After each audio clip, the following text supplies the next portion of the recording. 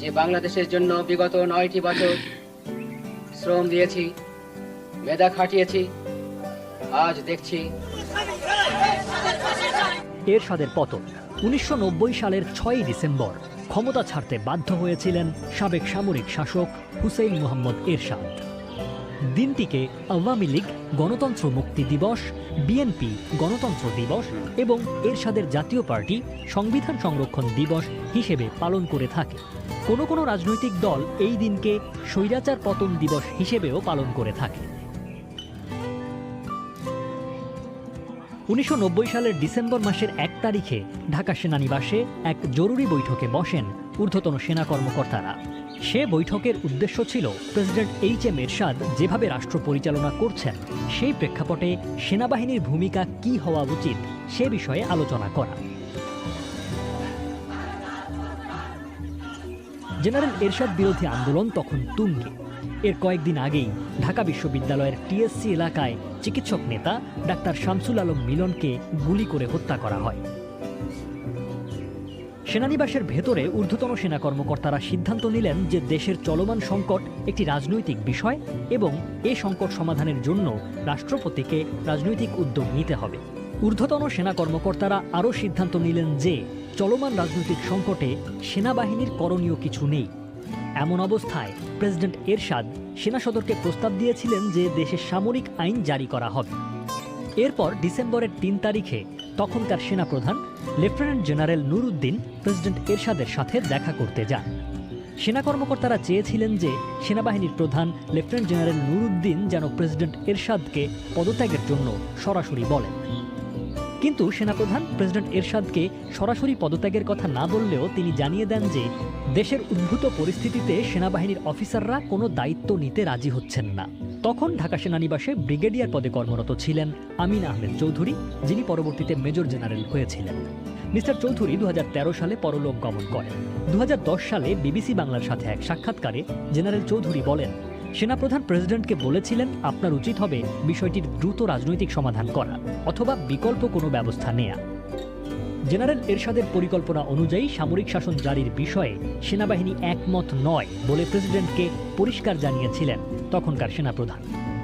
প্রেসিডেন্টের সাথে সেনাপ্রধানের বৈঠক নিয়ে তখন দেশ জুড়ে নানা গুঞ্জন, সেই বৈঠক নিয়ে নানা অনুমান তৈরি হয়েছিল সে সময়। একদিকে ক্যান্টনমেন্টের ভেতরে নানা তৎপরতা, অন্যদিকে রাস্তায় এরশাদ বিরোধী বিক্ষোভ, সব মিলিয়ে এক উত্তেজনাকর পরিস্থিতির তৈরি হয়েছিল। ডিসেম্বর মাসের ৪ তারিখে সেনাবাহিনীর chief of general staff major general Abdus Salam president এরশাদকে সরাসরি বলেন যে তার পদত্যাগ করা উচিত। পদত্যাগের কথাটা জেনারেল সালামই প্রথম সরাসরি বলেন। অবিলম্বে পদত্যাগ করতে হবে, আর্মি অধৈর্য হয়ে যাচ্ছে, বলছিলেন আমিন আহমেদ চৌধুরী। জরুরি অবস্থা এবং কারফিউর মতো কঠোর পদক্ষেপের মাধ্যমেও যখন গণ আন্দোলন দমানো যাচ্ছিল না, তখন সেনাবাহিনীর দিক থেকে নেতিবাচক মনোভাব দেখলেন প্রেসিডেন্ট মিস্টার এরশাদ। এমন অবস্থায় ডিসেম্বরের ৪ তারিখ রাতেই পদত্যাগের ঘোষণা দেন জেনারেল এরশাদ। তখন এরশাদ সরকারের ভাইস প্রেসিডেন্ট ছিলেন মওদুদ আহমদ, যিনি পরবর্তীতে বিএনপির রাজনীতিতে যোগ দেন। মিস্টার আহমদ জানালেন, সেনাবাহিনীর মনোভাব বোঝার পরেই পদত্যাগের সিদ্ধান্ত নিতে দেরি করেননি মিস্টার এরশাদ। সামরিক শাসক জেনারেল এরশাদ ক্ষমতায় টিকে থাকার জন্য নানা ধরনের কৌশল অবলম্বন করেছিলেন।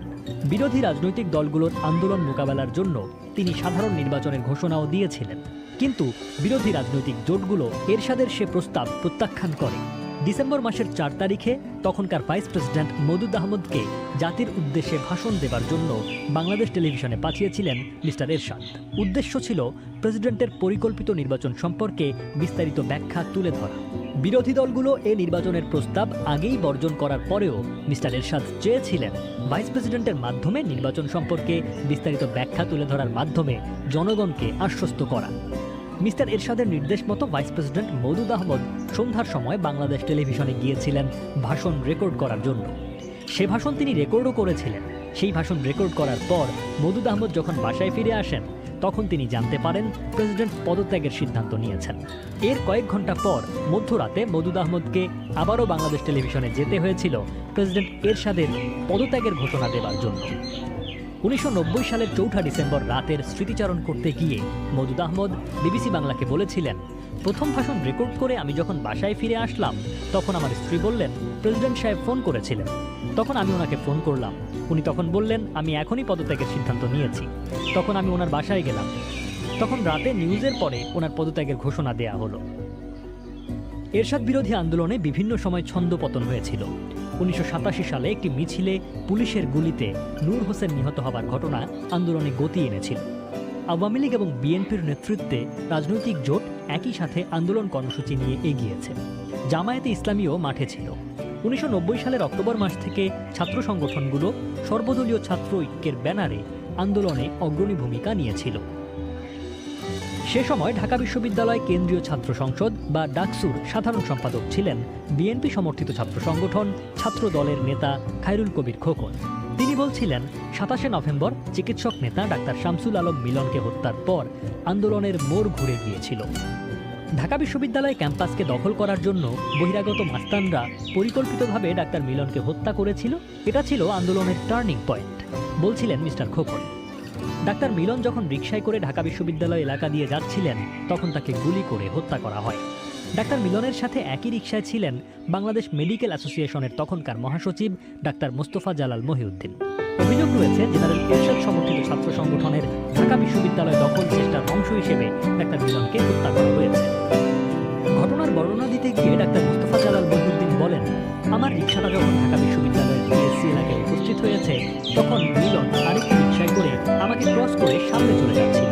তখন আমি মিলনকে বললাম, তুমি ওই রিকশা ছেড়ে আমার রিকশায় আসো। এরপর মিলন আমার রিকশায় এসে ডান দিকে বসল।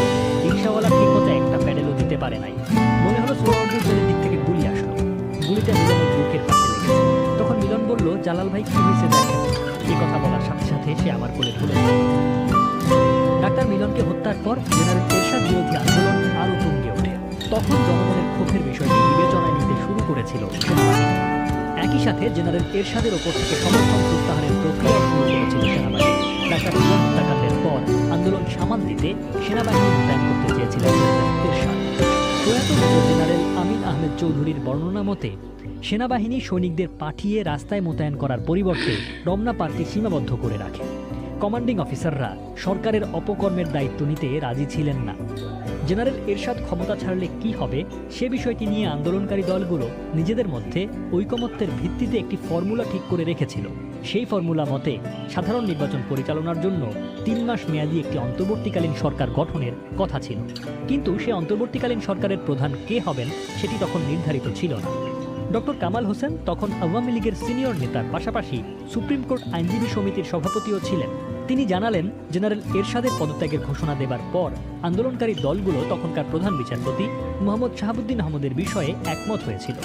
অস্থায়ী সরকার প্রধানের নাম আসার পর 6 ডিসেম্বর রাষ্ট্রপতির দপ্তরে ক্ষমতা হস্তান্তরের প্রক্রিয়া হয়েছিল।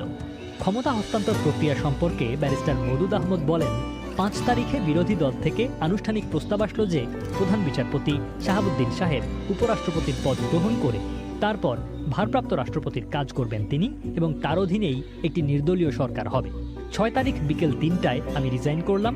আমি রিজাইন করার পরে শাহাবুদ্দিন সাহেবকে ভাইস প্রেসিডেন্ট অ্যাপয়েন্ট করলেন প্রেসিডেন্ট সাহেব। তারপর প্রেসিডেন্ট এরশাদ নিজে রিজাইন করলেন এবং তারপর শাহাবুদ্দিন সাহেব ভারপ্রাপ্ত রাষ্ট্রপতির দায়িত্ব গ্রহণ করে গণতন্ত্রের নতুন যাত্রা শুরু করলেন। ডিসেম্বর মাসের 4 তারিখে জেনারেল এরশাদ যখন পদত্যাগের ঘোষণা দিয়েছিলেন তখন রাস্তায় মানুষের যে ঢল নেমেছিল সেটি 6 ডিসেম্বর বিচারপতি শাহাবুদ্দিন আহমদের কাছে জেনারেল এরশাদের ক্ষমতা হস্তান্তর পর্যন্ত বজায় ছিল।